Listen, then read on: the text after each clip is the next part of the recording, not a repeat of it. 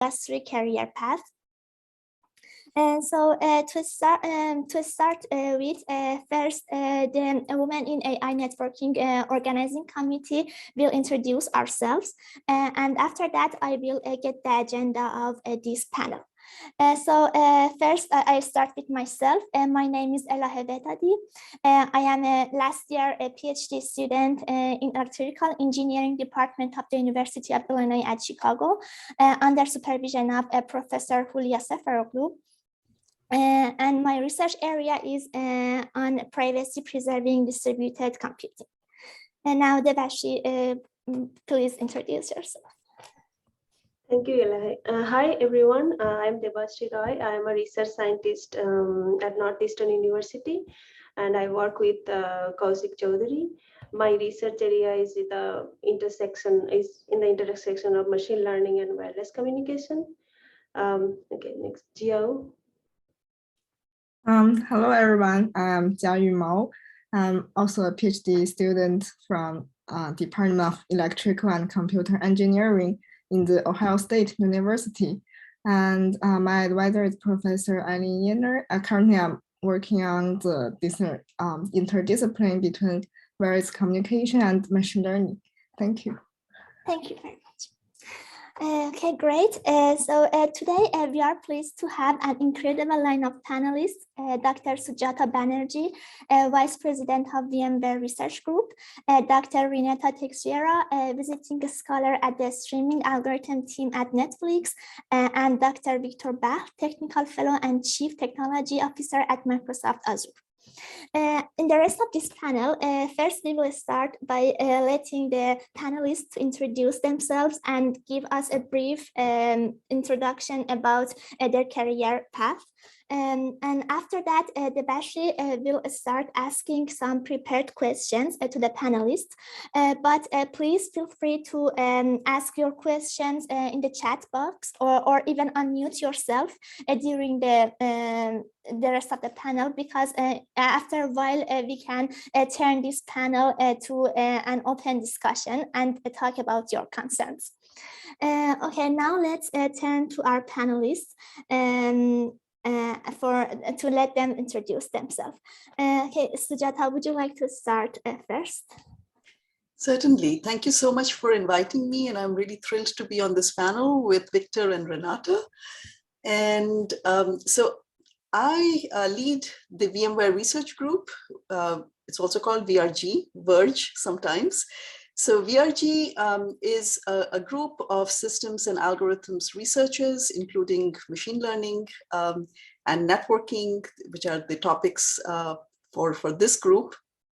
And what we do in the research group is twofold. One is having academic impact through publications and so on, just like what many of the students here and academic leaders do.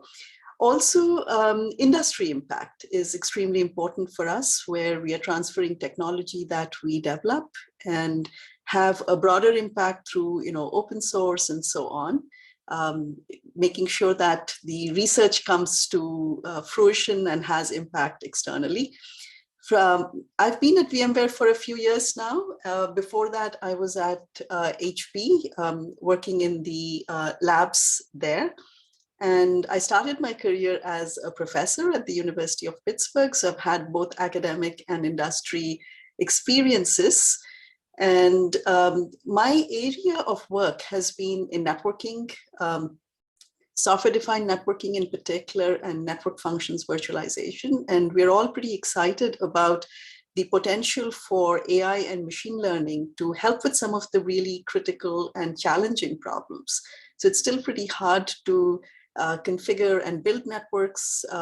We're going towards automation in every aspect of network and other system infrastructure, along with sort of, a sort of goal is to get to autonomic operations. Even there are many different challenges associated with it, and happy to talk about some of them in perhaps a little bit more detail if time permits. Thank you very much. Now, Renata, could you please introduce yourself? Sure. Yeah, thank you again for the invitation.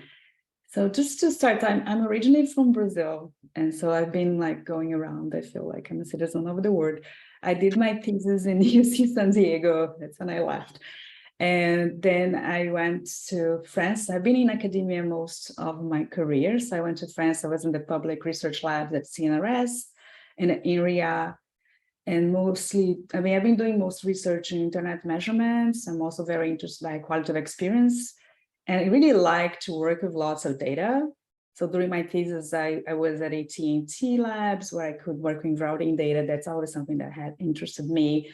And then I was in a sabbatical at Stanford for 2 years, and being in the Bay Area with all these companies with so much cool data around me was just too tempting. So I said, okay, I have to go and try to, find something in industry. And I looked at lots of different places, lots of really cool opportunities here, of course. And then I ended up going to Netflix because it really matched my interest in quality of experience and understanding like how network and impacts quality of experience, because and then there's so much interesting data. Yeah, so that's where I am now. Thank you very much. And now, Victor, please introduce yourself. Okay, thank you very much for inviting me to be on this panel. I feel very honored that you chose me to be here. So I've been in industry all my life, but I've been in research industry for a long time. Just recently, after over 20 some plus years of heading up the research lab and doing or starting network research in Microsoft and mobility stuff, I moved over to a new product division, which was called the Strategic Missions and Technologies. The reason for my move is, well, the CEO asked me, but independent of that, I think it is sort of an opportunity of a lifetime, in my opinion. And what it is it's the actual merging or bringing together of two very large industries, the telecommunication industry and the IT industry. And they have been sort of operating independently. I mean, if you sort of, going many years back, if you look at the networking stack for the telecom and the networking stack for the IT, which is all IETF based, they were similar but very different. And they were so different that one couldn't actually impact the other. So, but now we've sort of reached a state where, more and more people recognize that having these massive industries do the same thing doesn't really make sense. And so this affects the CapEx, OpEx, revenue model. And it's not just networking, it's the entire systems, all the stuff with edge computing, the developer ecosystem that you bring in, everything that you've done in cloud actually has to be done in this space as well. So I moved in as a CTO. I took with me about 20 fabulous researchers who got exceedingly excited about it. Others wanted to come, but it was just going to break up the MSR thing. So that's what I do. In terms of like possibly the reason you may have invited me would be that I've been actually a pretty big advocate and evangelist in terms of like promoting diversity of talent. And I think that's been sort of the big reason why things flourished here. I helped start N2W, which many of you might know, both as a Sigma Bio chair at the time, as well as with financial help, as well as just providing. And now it's become an organization to be truly proud of. I also co-founded with my wife a thing called Computing for All, which is very, very focused on trying to get people with less access to the top schools still into the game to get the major jobs and all. And so I can talk about that. But research interest-wise, networking systems, wireless, mobile computing, all of that sort of falls into the same category as everybody else. So hi, Sujata, hi, Renata. So that's me. Thank you very much. And now I would like to ask Devashi to start asking questions. Thank you. Okay, thank you, Elahe. So we have some questions prepared from the students or like postdocs perspective to all of you. First of all, thanks to all of you for coming here, and we are very fortunate to host you here. So for the first question is, it's a very general question to all of you. It's mostly about your experience. So what do you like most about your job? So I'd like to start with Renata, maybe. I guess I already answered that a little bit. I really like I like the data aspect. I really enjoy the data analysis. In this case, I mean, to answer interesting research questions, being an academic was hard for me. So I really enjoy the fact that I have large scale data sets and also the capability of launching A/B tests. So if I want to test a new idea, it's very easy to do a very large scale trial with lots of people and get answers right away. So I think that's something that I couldn't do in academia at all. And I find it fascinating to be in industry and have that kind of capability. I think for the kind of research that I enjoy doing, it's very data driven. It really made a big difference for me. It's much funner now for that part, at least. There are pros and cons. We can talk about those later. Okay, so large scale deployment of the novel ideas, right? Yeah, great. Sujata? Sure. So my answer is also a little bit similar, that and I'll give a more general answer, which is seeing research ideas become real, have impact, learning about real problems. Finally, at the bottom of or sort of maybe the starting point for all of our research is some societal issue that we are trying to solve. And then, it sort of boils down into some kind of a technical problem. So having a front seat on seeing some of these emerging trends, emerging problems, and being able to sort of solve some of the significant technical challenges with them, I think is really exciting. And what I love about the role research labs play is we are somewhere between product groups and academia. And there is a lot of collaboration across these different groups. And I love that aspect, collaborating with great people, both inside and outside the company. And in the role that I play as a research manager, my main role is to support researchers do their job well and achieve their best. And I feel that this is a really important support role that I can play, and I really get tremendous satisfaction from that. So these are some of the things that I love about my job. Great. Thank you, Sujata, for sharing those. Victor?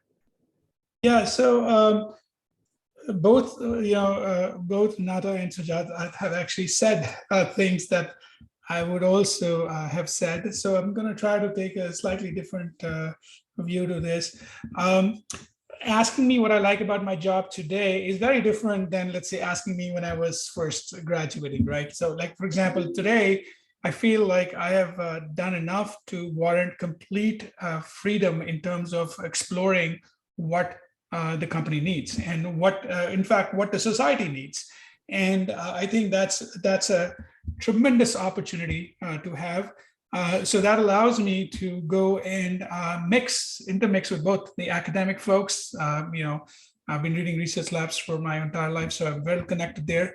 But the new thing that I'm discovering now is, after having moved to sort of a more of a product-oriented job, is to create the same network in the industry sector. And that's a very different network. You see like lots of very smart people who don't care so much about academia in terms of publishing papers or doing things, but yet are changing the world in a significant manner. So interfacing with them and learning from them and their point of view has been quite rewarding. And the other thing I would just say that I sort of am enjoying, which has put me on an interesting learning curve, is that in research we kind of sort of solve problems that we sort of feel are important and all. Here you got to solve problems which other people feel are important and they would pay money for. And that's a skill set that is not necessarily, you get in being just purely in research in academia. You just have to be in front of the customers to understand, what is that important. So I like all of that stuff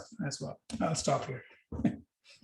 So it's more about like innovation, solving the exciting problems, and It's more about getting yourself into a. So okay, let me just say, add some more color to it. These days, the CEOs of most big companies have a lot of money in their pocket. I mean, the stock market, it went down a little bit, but it has done really well. and they're eager and hurting for awesome ideas. And they're willing to invest big amount of money on these big ideas. That's why you see like companies being bought for $70 billion. I mean, imagine that, $70 billion, right? And so that creates an opportunity. That also creates a little bit of pressure to like, actually come up with ideas that will get their attention. And so I lead that effort, and I cultivate that inside my group, and I see people deliver and become technical fellows and VPs and CVPs and all kind of like good stuff. So I like that aspect of the whole thing. So it's a little convoluted answer to your question, but that's more. Hopefully, more will come off in the next few minutes. Thank you. Okay, so we have the next question is related to diversity, what I think Victor was earlier saying about. So the question we formulated as like this. So what are the most important challenges you think the females in the industrial environment they face? Like it could be related to office, like professional development or work-life balance. Or like in diverse, like different diverse people in an industry. So I would like to start with Sujata. Sure. So let me start with some good news, which is around, I think it's very well established that diversity of thought, of gender, of all kinds is really important in building strong teams. I think there is a lot of evidence of that. So it's not just a nice to have, but it's a must have. And there is great appreciation and understanding of this in industry, I think across many different sectors right now. And there is a lot of scrutiny right now on making sure that our workplaces are equitable. They have, all the opportunities for everyone to do their best, to achieve their best. And I just want to the students in the group, I just want to say that we in industry are working very hard towards making industry a really wonderful place where all of you can come and work and achieve your best. Now, there are of course problems, and I think being different in any setting, being part of a minority group in any setting is very hard, whether it is industry or academia. And the way it plays out, I think, is not having role models, not having strong professional networks. This is something that we have to really work hard at, because we may look different, we may have a different background, we may not be acting the same as other people.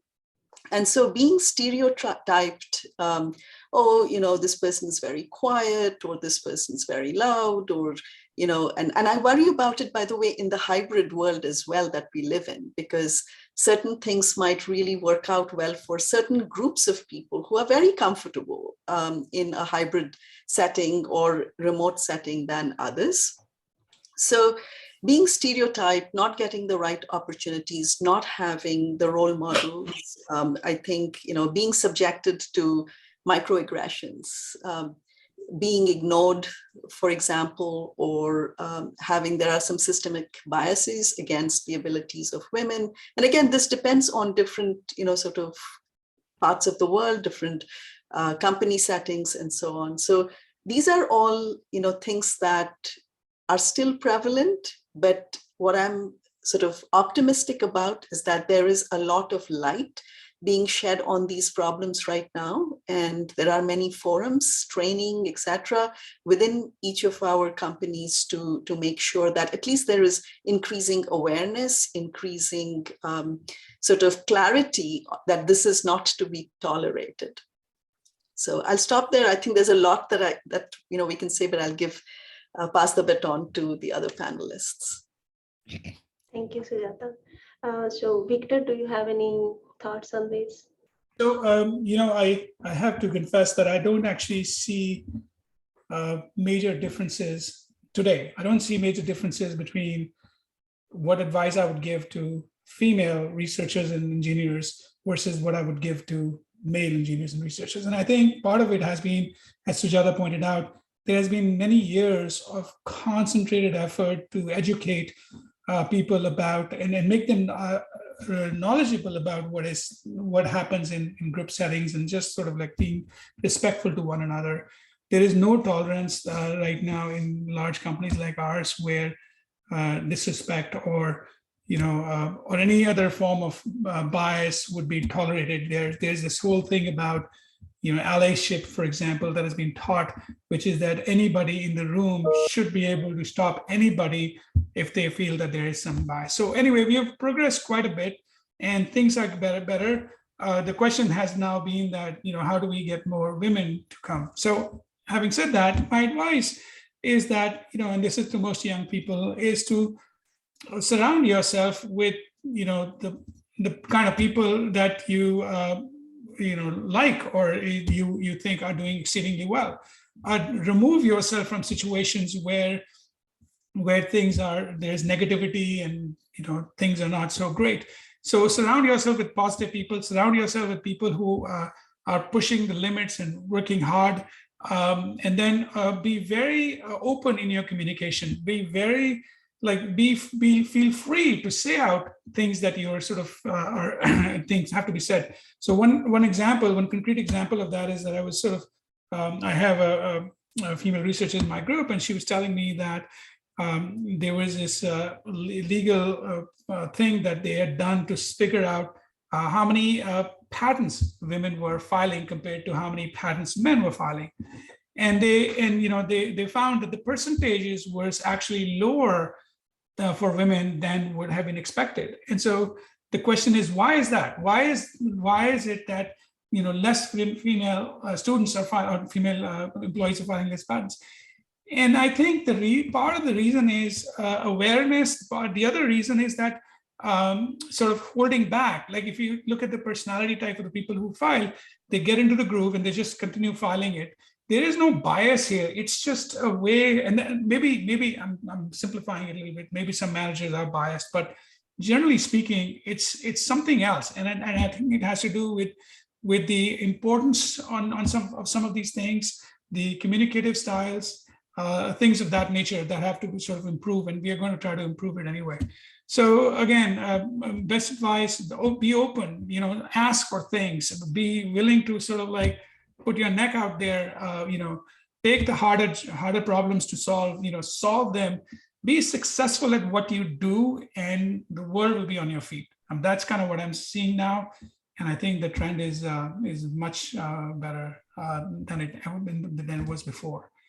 There are other issues too, which, when the family life, work-life balance, but that's actually true for men too. We give, for example, Microsoft give 12 weeks of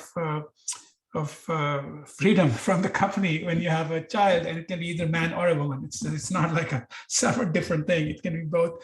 And so there is a recognition now that these things are hard, and the society has to play, or the companies have to play a part in the society to ensure that people can have good family lives, they can raise good kids, they can do their thing, and yet be able to compete in a very competitive world. Because if we don't do well, another country with more hungry people are going to eat our lunch, and when they eat our lunch, then it'll be like we don't have. So we have to continue working pretty hard at this.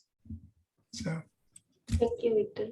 Renata, do you like to add something to it? Yeah, just quickly, because Victor and Sujata already did a great summary. But I mean, if talking about stereotypes, I'm a Brazilian woman in tech. I mean, you can't be worse. So, I mean, I have been patronized a lot. I think like there is something about you choosing your environment and you choosing what you focus on.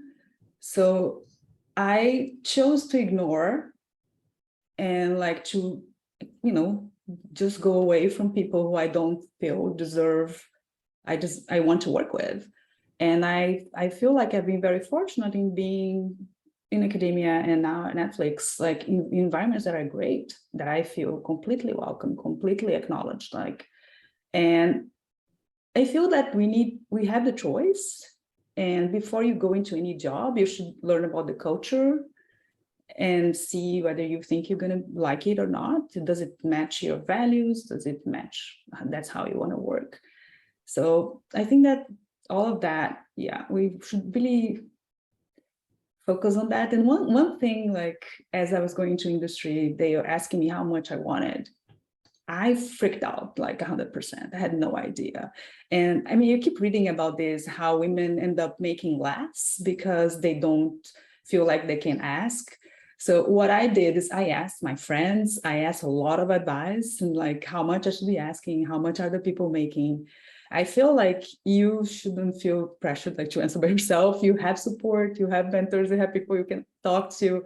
Never answer a question how much you want without talking to other people. That's what I learned from this experience. And I think we're probably going to be making more like the guys if you ask them how much they're making and like how much you should be asking, you know. Okay, thank you. Thank you, all three panelists, because it seems like we have progressed a lot on this in this area of diversity, and we are still progressing. So, but as a young professionals, so like we thank you all for making our life easier. So, okay, so the next question is, what are the differences between research positions in industry and academic environment? So many of you, like Sujata, has experience in both places, industry and academia. So what could be like from your personal experience, what the differences you have seen from industry perspective and academic perspective for the research? So with that, I will go with Sujata. Sure. So again, there are many R&D physicians in industry, and some of them are, more nearer term, some of them are longer term. Research labs like MSR and VRG that have looked at sort of long-term research. Some of them, there are quite a lot of similarities and there are some differences. So I think we've already referred to some of them. Like there is this focus in industry on impact, which is the research obviously is great, but how do you translate that research into something very tangible? And so our work doesn't end with a paper. In fact, it's all concurrent, right? It's sort of a virtuous cycle of learning from customers, learning from the trends that you see in front of you. What are the right problems to work on, and then how you make that real. So that's sort of a very clear difference for me. In industry, that is a first-class goal for us.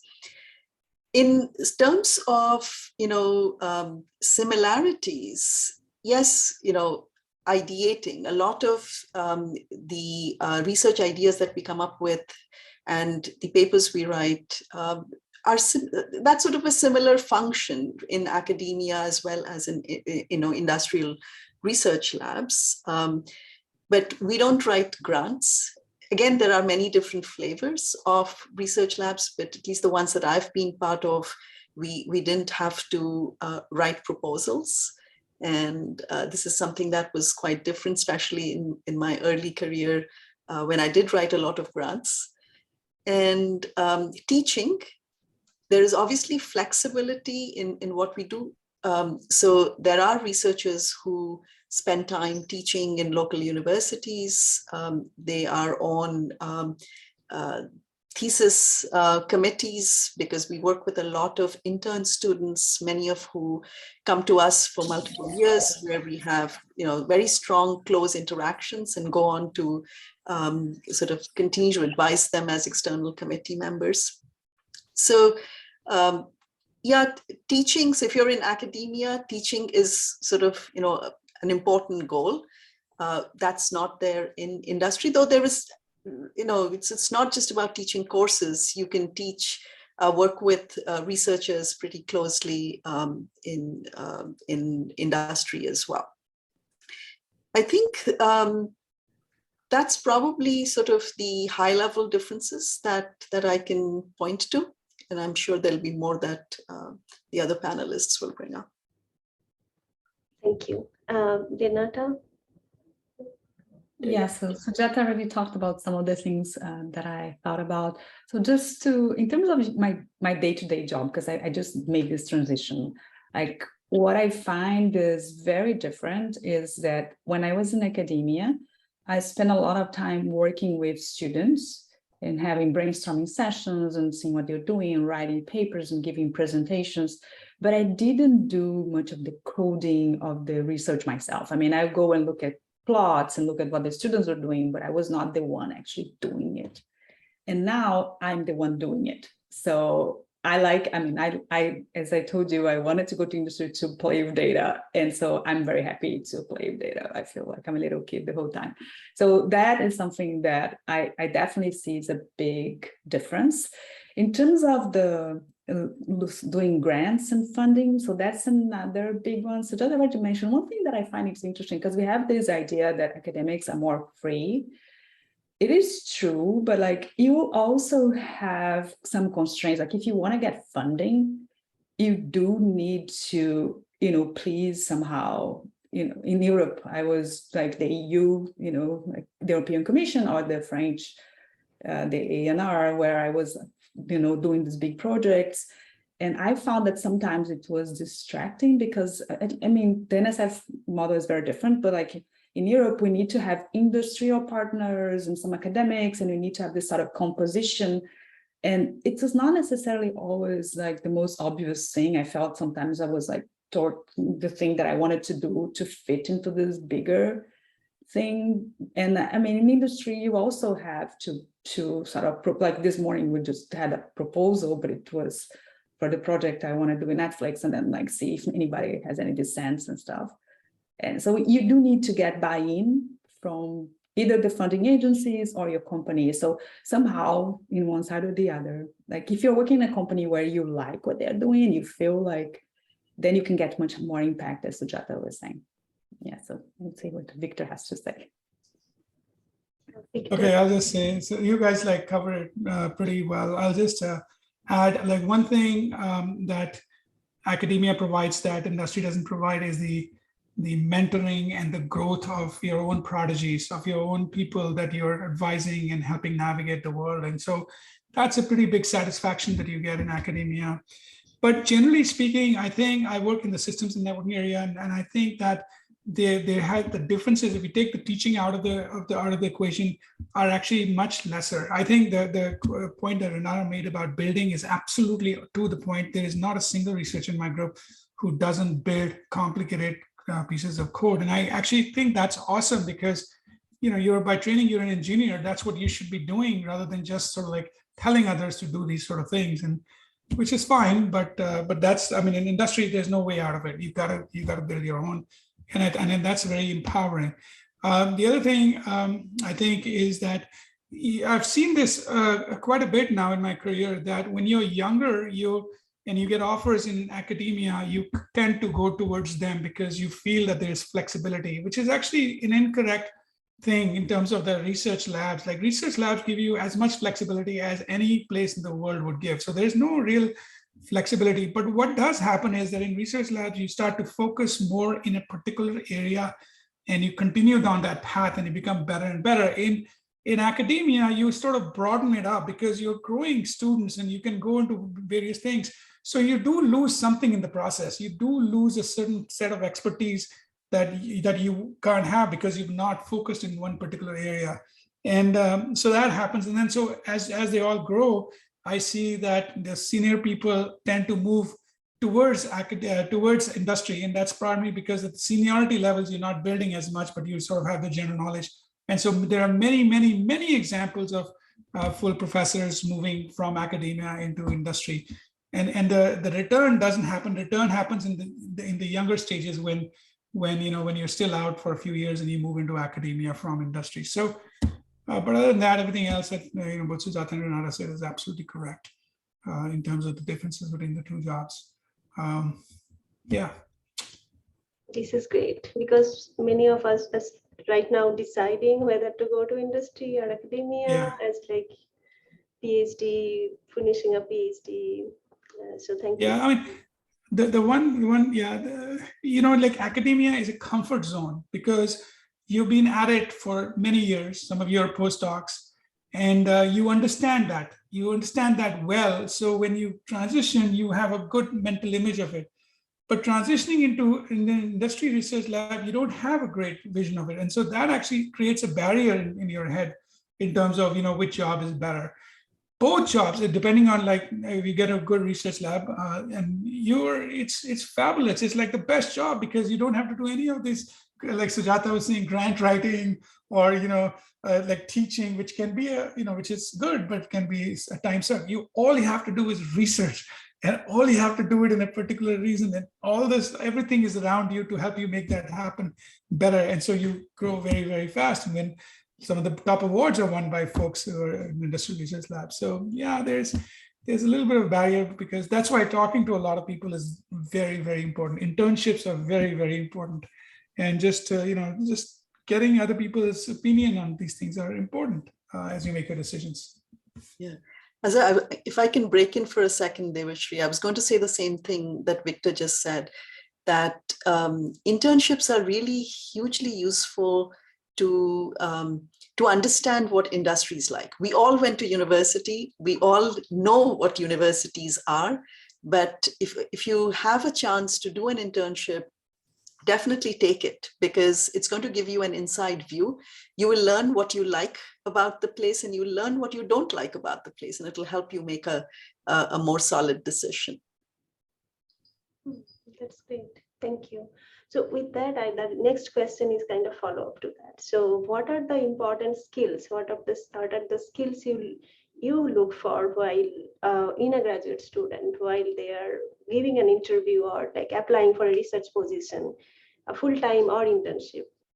So that will help us a lot to know like how to plan. So anyone wants to start? I can jump in. And this point was made by both Renata and Victor, that in industrial research places, we build a lot of things. We build systems. So system building capabilities, I think, is really important. Research excellence is important as well. And many of that is already demonstrated by research papers. But one of the things that we definitely look for is building skills, because that's going to be essential in industry. One other thing that I already mentioned, that being able to sort of have a good network of people, building that network is really important, and you should be doing that throughout your graduate student and your entire career. There are conferences. I don't know if you've been to the CRAWP grad cohort conferences. Actually gives you a lot of ideas about the kinds of skills you need in industry, the kinds of skills you need in your professional career. I think that's really important. And the final thing is related to sort of communications and selling your ideas. Renata, I think, mentioned this, that you need it, whether you're in academia or in academia writing grants, but even in industry, you have to convince other people either to get approval for projects or get collaborators. So, you may have this amazing idea, but you need to build a sort of a cohort of people who are interested in working with you. So learning how to sell your ideas is just as important. So I would probably say these are the kinds of skills you need to think about. So research excellence, of course, you are all working on your thesis and publishing papers and generating new ideas, but building, selling, networking, I think are just as important. Thank you, Sujata. Because this is a very important question, so I would like to hear from other panelists as well. Victor? Okay, I think Sujata covered it quite.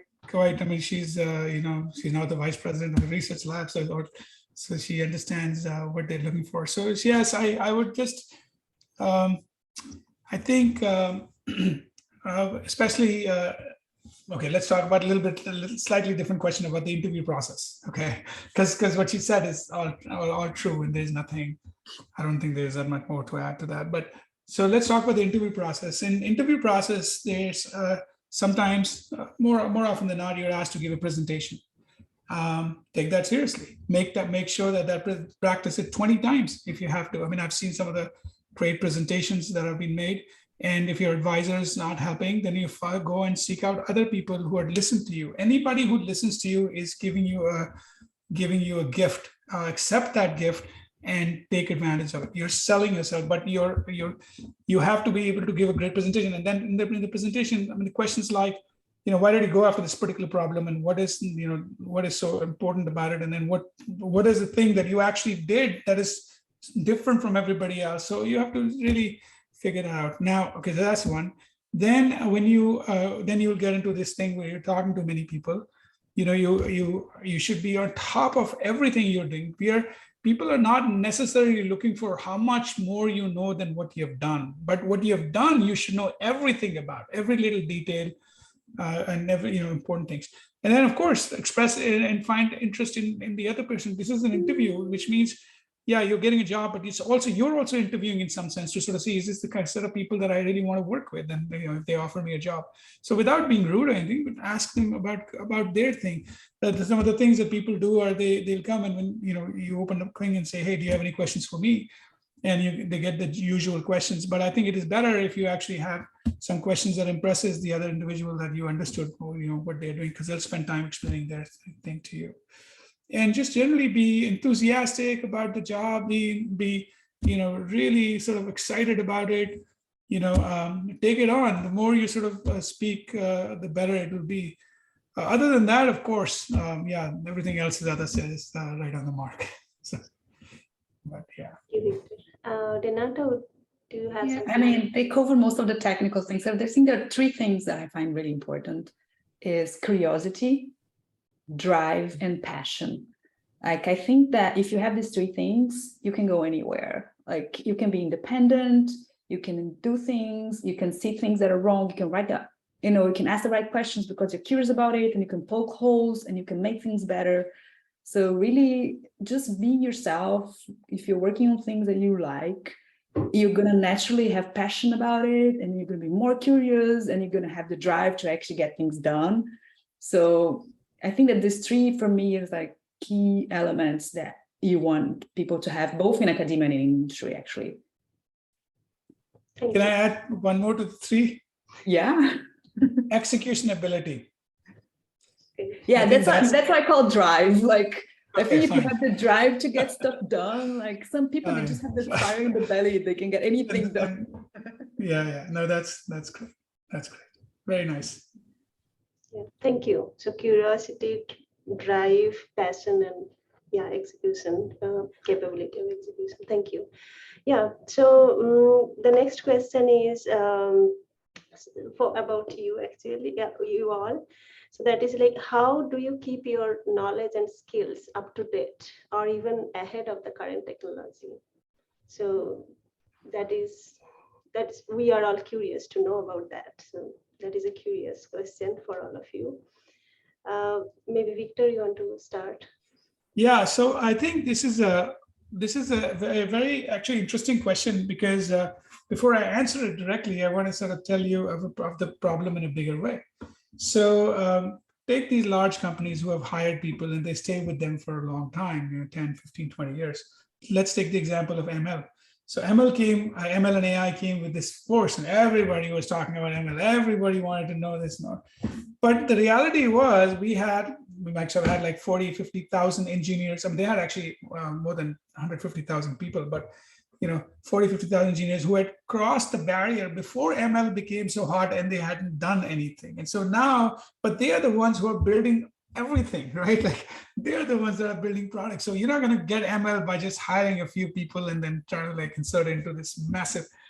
So this was a problem we had to deal with. And so the way we dealt with it, we went to MSR, and MSR was a place where we had been getting these researchers, PhDs and all these different places, and then had them create a curriculum where we started an internal university in the sense of an internal way where, people could sign up and then go through a year process of learning ML and then would have projects and then being taught by some of the best minds in the world because they were researchers. And researchers, the job is easy. I mean, researchers are always publishing, they're going to conferences, they're talking to people, they're talking to academics.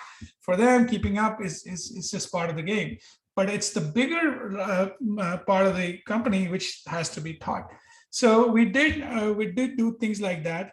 Obviously, the most bigger companies have the money and the sort of the power to create many education curriculum courses. And so there are like, I don't know, 1,000, maybe more than courses that I could come and take inside of Microsoft about latest and the greatest things. So the companies are very eager to continue this education happening. It is really up to you.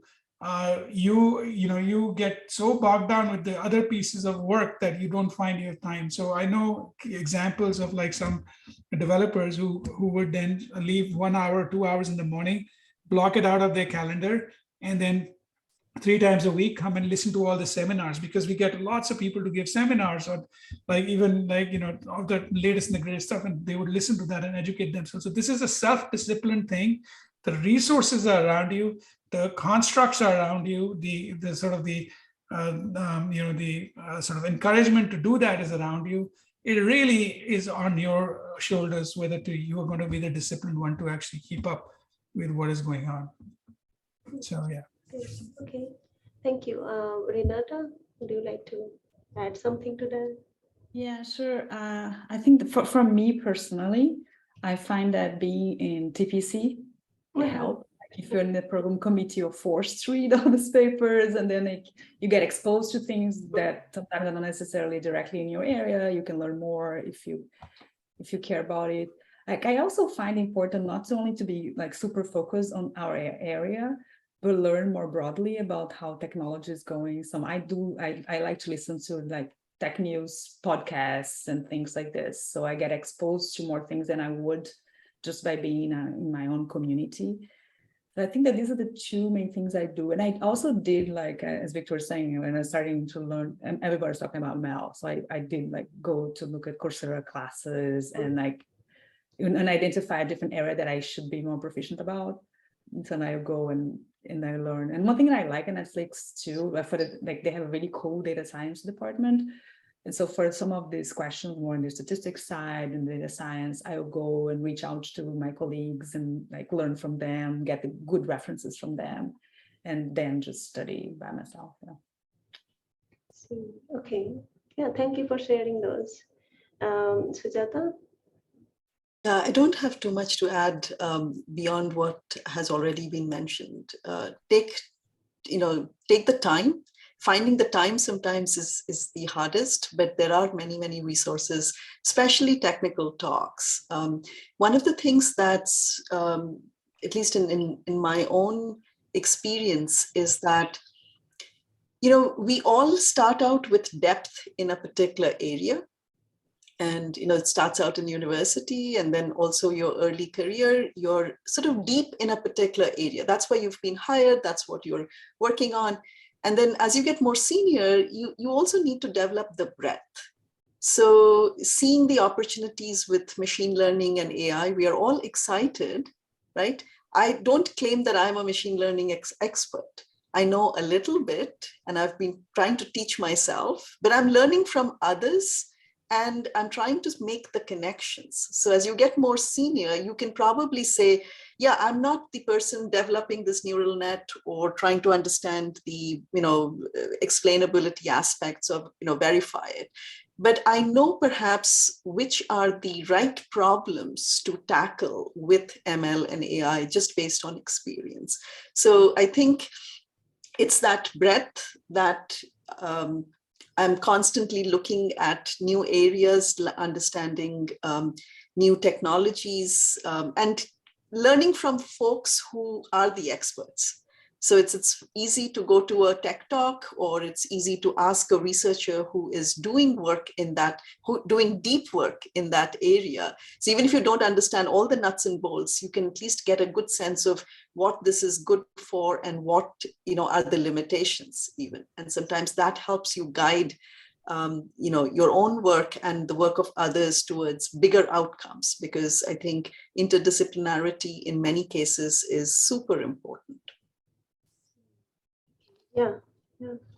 Thanks. Okay, so with that, I think we'll stop with the questions from our side, and we'll ask the audience if anyone has any question to ask. Please feel free to unmute yourself, ask directly, or put in the chat. We have this excellent set of panelists, so please feel free to use them, ask your question. I have a question. So first of all, thanks to our panelists for the very insightful comments. So this is a question, I would say, more for senior researchers. I don't know if there is anyone older than me in the audience, but I remember when I was in Silicon Valley in 1982, I was a postdoc at IBM. So at that time, there were labs like Bell Labs, which is still today, but I would see a lot of fundamental research coming out from both IBM lab, where I was, and the Bell Labs. I was so impressed that for me, being in IBM, I was like being in heaven, especially because I was from Europe. Just, jumped from Europe all the way to California. So I wonder if today we can expect from industry lab similar fundamental results, or the industry labs have changed somehow toward being more applied. So let me try to take this on. So we in MSR we do consider ourselves equivalent or better than how Bell Labs was. Now the world was very different at that stage than the world is today, and but you're correct in your observation. Maybe you didn't explicitly say it, but the majority of the work that is coming out of this thing does not seem as fundamental as the type of work that was going on in Bell Labs with communication theory, the cell thing, the transistor thing, and all that. So that is an accurate observation, but it is not because it's just the way the world is moving much faster than it was moving, in the 1940s and 50s and 60s, where a lot of things were happening, but the empowerment that has happened with regular citizens all over the world is so much that people are writing papers. There are like gazillion conferences, there's gazillion journals, there is all these like events with, and as I mentioned, CEOs have a lot of money and they want new ideas. So this new idea emerging is happening quite a bit. Fundamental research is still going on. So for example, in quantum, we are doing some seriously good stuff. In biological systems, we are doing some seriously good stuff, but things like that are happening, but you don't see them as much now. You will see them in the future.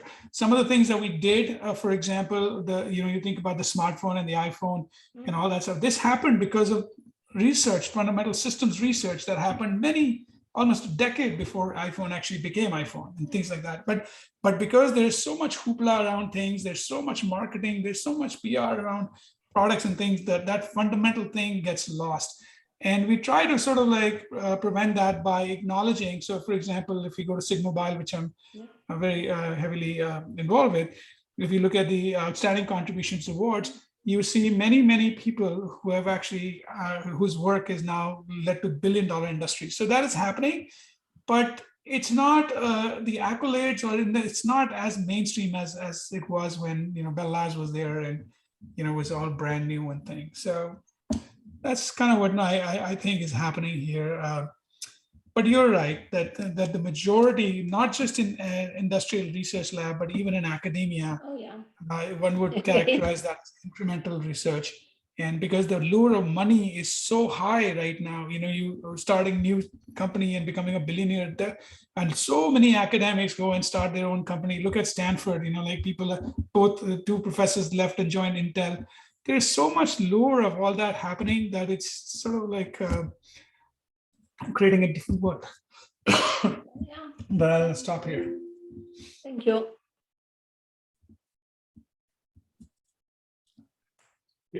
Yeah, I was surprised that no panelists brought up the difference in salaries between academia and research as a distinguishing factor. It's a given. I guess Yeah, you were all being very polite. Salary, I think part of I don't know about the two of them, they'll speak. For me, salary, money was never a consideration for doing what I did. Actually, I had an offer, a tenured offer in one of the good top universities, and I went there for a week, and I sort of decided that the kinds of impacts I wanted to have where I was not going to have there. And so it wasn't about the money, that the factor that floated. Now, having said that, because people are young and they're like looking forward to that, yes, you're absolutely 100% right that you start off, like if you finish a PhD, the starting salary is similar, what you get in academia and what you get in research labs. The academics will give you a package along with it, some $500,000 or sometimes even 750 or 1 million to build up your system. But that's not your money. We give you stock, which is in your pocket. And then as the years progress, the sort of the speed up with which you get higher and higher salaries in industry is completely outpaces what you get in academia. And that may be part of the reason why academics, after reaching a certain stage, becoming a full professor, having done everything they need to do in academia, start to feel like, what the heck am I doing here with my students making a lot more money than I am making, even after 10 or 20 years of this thing, and they kind of tend to move over. That may be one of the reasons as well. But you're right, there is a differential in money, and then that does come with a little bit more stress that you don't actually see and people don't talk about. As much because if somebody's going to give you that kind of money, they're going to expect something out of you. So you should just keep that in mind all the time.